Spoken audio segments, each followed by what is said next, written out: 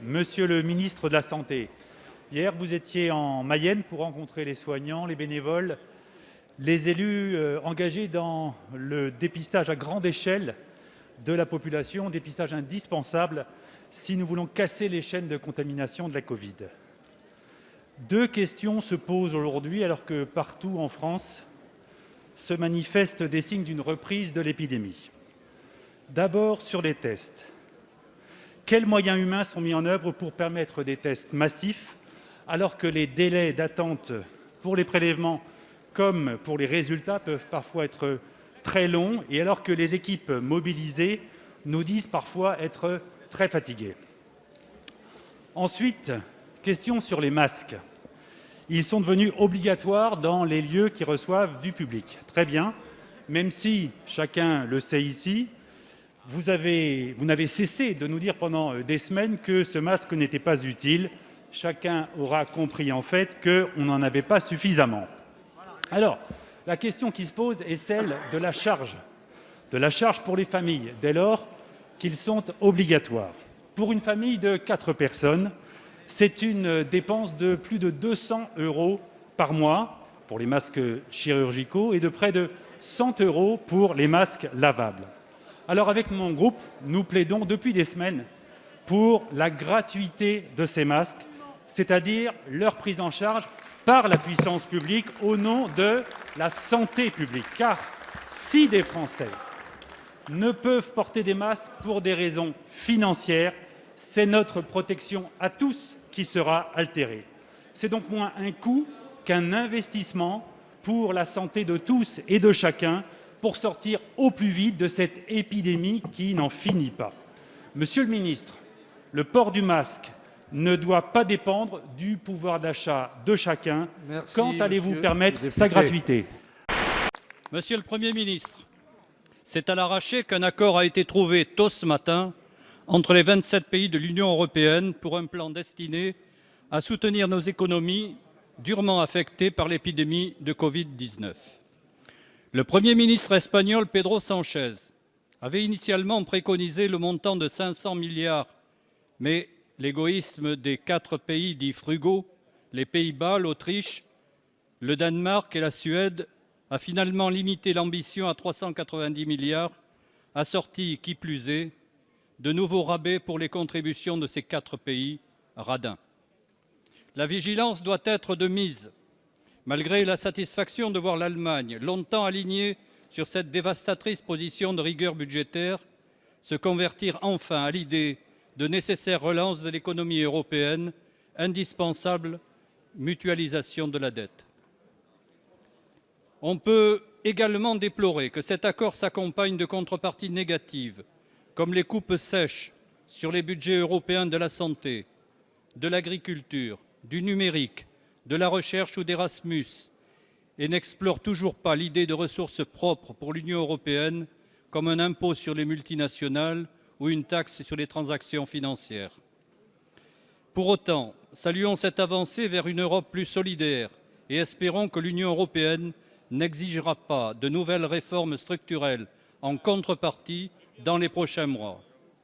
Ainsi, pouvez-vous nous détailler, Monsieur le Premier ministre, quels seront les projets qui bénéficieront de ce plan au bénéfice de tous les Français? Merci Monsieur le Président. Monsieur le Premier ministre, pour la première fois depuis 20 ans, il y a en France moins de prisonniers que de places de prison. Conséquence d'une crise sanitaire sans précédent, ce qui était hier impossible est devenu réalité. En 2 mois de confinement, le nombre de personnes détenues a été réduit de 13 500. Cette situation fait naître un fol espoir. Car si elle résulte de circonstances exceptionnelles, elle impose une évidence incontestable.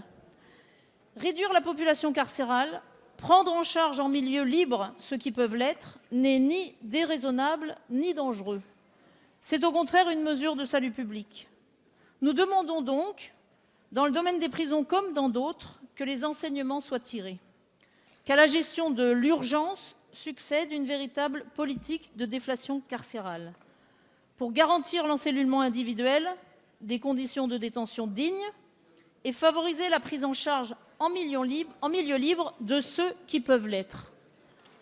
Nous attendons de la France qu'elle ne soit plus pointée du doigt par les instances européennes pour les traitements inhumains et dégradants qu'elle inflige aux prisonniers. Le moment est venu, l'occasion est là, ne la manquez pas. Monsieur le Premier ministre, ces mots, auxquels j'adhère totalement, sont ceux de votre garde des Sceaux. Il a en effet signé début juin une lettre ouverte au Président de la République appelant à une véritable politique de déflation carcérale. Ma demande est donc simple mais forte. En son absence aujourd'hui, faites en sorte, Monsieur le Premier ministre, que votre garde des Sceaux mette en œuvre aujourd'hui ce qu'il a demandé hier pour que les conditions de détention en France soient enfin dignes. Merci, Monsieur le Président. Monsieur le ministre des Affaires étrangères, une tragédie se déroule sous les yeux du monde entier en Chine. Arrestations massives et arbitraires, camps d'internement et de rééducation, viols et tortures, stérilisation forcée et avortements contraints. La Chine martyrise le peuple ouïghour et peut mener jusqu'à sa disparition. Face à ce qui s'apparente déjà comme un crime contre l'humanité, une mobilisation internationale s'esquisse, avec notamment les États-Unis, de Donald Trump qui a annoncé des sanctions. Alors face à cette tragédie, que dit la France et surtout que fait la France?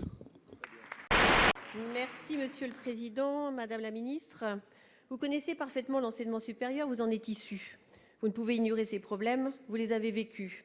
Alors il est difficile de comprendre pourquoi, dès votre arrivée à la tête de ce grand ministère qui prépare l'avenir de nos jeunes, mais également de notre pays, vous n'avez pas lancé immédiatement un grand plan de relance globale sur le quinquennat afin de rattraper les sous-investissements structurels dont souffrent nos universités. Les investissements ont été insuffisants depuis 20 ans, c'est un fait. Mais aujourd'hui, c'est le problème majeur. Il faudrait ouvrir une nouvelle faculté tous les ans pour accueillir les plus de 30 000 étudiants supplémentaires. La dotation par étudiant ne cesse de baisser pour être aujourd'hui au niveau de 2008. Ce problème financier pèse également sur l'emploi, avec une baisse très nette des recrutements due à la précarisation de l'emploi des enseignants-chercheurs à laquelle vous commencez enfin de répondre par la LPPR que vous avez présentée ce matin en Conseil des ministres. Cependant, 99% des 25 milliards annoncés ne seront disponibles qu'après 2022. De plus, ces crédits qui reposent sur des appels à projets ne sont pas garantis. Les universités ont besoin de moyens maintenant et ne peuvent attendre le prochain quinquennat. Madame la ministre, nous venons d'examiner 3 PLFR dans lesquels vous aviez l'occasion de garantir des crédits afin de financer vos annonces. Et pourtant, vous attendez 2 jours après la fin des débats pour annoncer l'ouverture de 10 000 places supplémentaires. Que vous financez comment? Aucune aide non plus pour la création pendant l'été d'un enseignement à distance, qui requiert pourtant des investissements.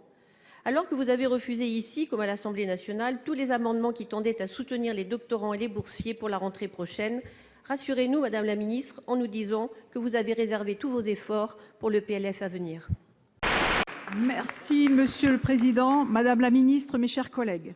Le dernier rapport du Haut Conseil pour le climat est accablant. Les actions climatiques de la France ne sont pas à la hauteur des enjeux et des objectifs qu'elle s'est donnés. Sous couvert d'affichage environnemental, le gouvernement va droit dans le mur et ce n'est pourtant pas faute d'initiatives parlementaires. Notre planète se meurt de notre inaction. Il ne s'agit plus d'une opinion, mais d'un fait. La région arctique étouffe sous la hausse des températures. En Sibérie, c'est déjà la question du coût économique qui se pose. Routes détériorées, bâtiments fissurés, infrastructures liées à l'exploitation du gaz menacées et menaçantes. Nous ne voulons pas être les spectateurs résignés du dérèglement climatique. Lancée en grande pompe, la Convention citoyenne pour le climat était l'occasion de faire participer les Français à la préparation de la loi et aussi celle de saisir au vol la prise de conscience environnementale qui grandit depuis l'accord de Paris. Le 3e PLFR, dans un contexte de poussée de la social-écologie au municipal, était le premier test pour concrétiser les velléités écologiques du gouvernement.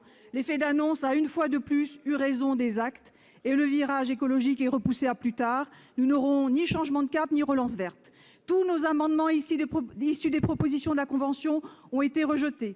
La baisse de la TVA sur les billets de train, la prime climat pour éliminer les passoires thermiques, le malus sur les véhicules polluants, l'augmentation du taux de taxe des dividendes. Rien n'y fait. Ni les alertes de la communauté scientifique, ni la voix des urnes, ni le travail des parlementaires, ni même les propositions d'un groupe de travail citoyen que vous avez vous-même constitué. Sur la social-écologie, notre gouvernement reste sourd.